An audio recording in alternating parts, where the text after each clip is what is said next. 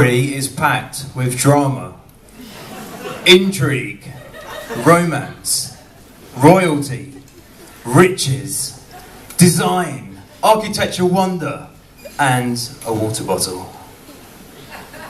Now, as creative people, we have to have a spidey sense to everything that's going on around us. You know, if you get inspired by something for an idea, just write it down. Any one of you could have thought about this project, but the challenge is actually making it happen. So I'm an art director at Iris. Woo! And we do some great work there, amazing work, but from time to time, I'm sure you can appreciate, we have to make compromises in our work. So we do these initiative projects on the side to help our brains be more proactive and have a bit of creative freedom. So being an Engels man in Amsterdam, I really wanted to do something with the city. And 2013 was a massive year for Amsterdam. You had the 3rd World Annual Pillow Fighting Contest that took place in Dam Square. The 175th anniversary of the zoo, opening of the Rijksmuseum, and of course, the 400-year anniversary of the canals. So 400 years, I mean, just imagine the history that these canals have witnessed in that time. And I just wanted to celebrate this incredible achievement and almost own a piece of this history.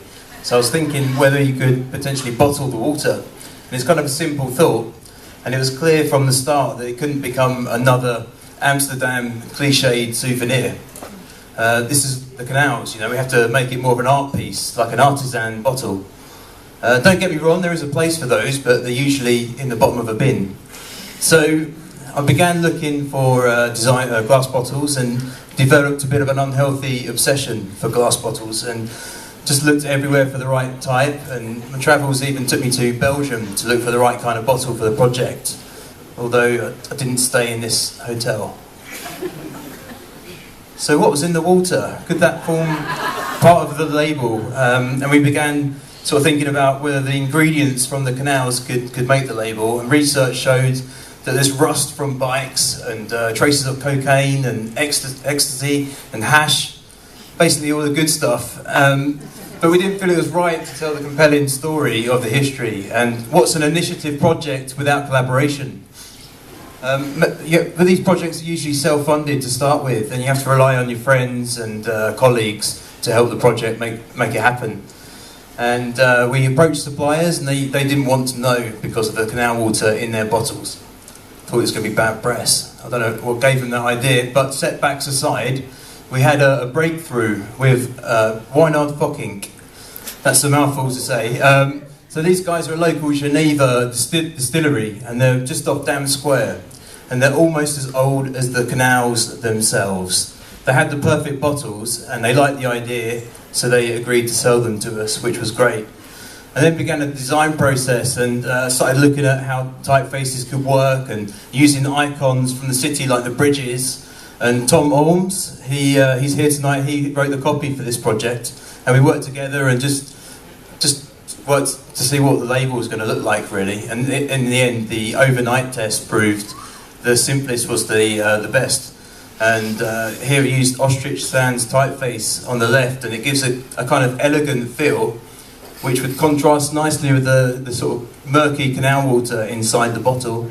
And on the back is where we told the story with a QR code that lets you know where the water was taken from. And here in Eindhoven, we found a supplier that could burn the label into the glass bottle, and that was really important because it became tactile and felt more crafted. And they had these lovely old ladies there that were part of the production line of sticking the labels to the bottles before they went in the oven. And this is it, this is how we collected the water. And I should have probably done this at night time, but I'm quite clumsy and I would have definitely fallen in. So broad daylight was the only option. And we just used a bucket, rope and gloves, and that's kind of how we did it, much to the amusement of tourists. And this is the final bottle. It's almost looks like a luxurious bottle of drinking water, so you kind of do that double take. But when you get a bit closer, you can see the sediment from the canal bottle. And even got a wooden cork to finish it off. And then it was time to show my neighbour, just to give it a bit of market research. He's never seen the project and wanted his opinion, and he thought the bottle should be smaller because people will get confused and drink from it. And I thought, well, actually, that's kind of the point, because, you know, anyway, it was too late because I bought the bottles. And then we sent out an email to a design blog, and it just started gaining momentum. It did really well in America. You know, we got emails coming in from California and Texas and Washington even, and they all wanted to know how they could buy a bottle of Canal water.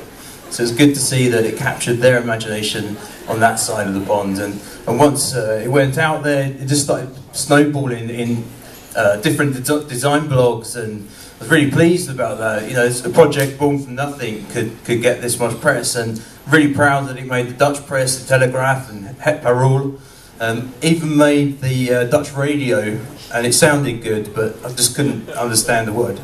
And all that press drew attention to Waternet, and up until that point we didn't realise whether it was legal or not, because effectively we're stealing water from the canal.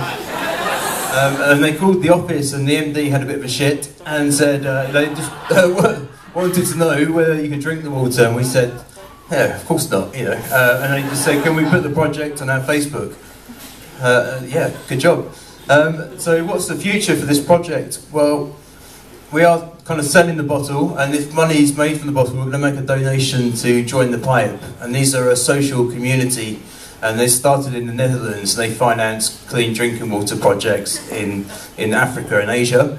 And I'd also like to exhibit a set, perhaps in an Amsterdam museum. If you've got any contacts, then please come and see me at the bar, or get in touch via Pecha. That's it.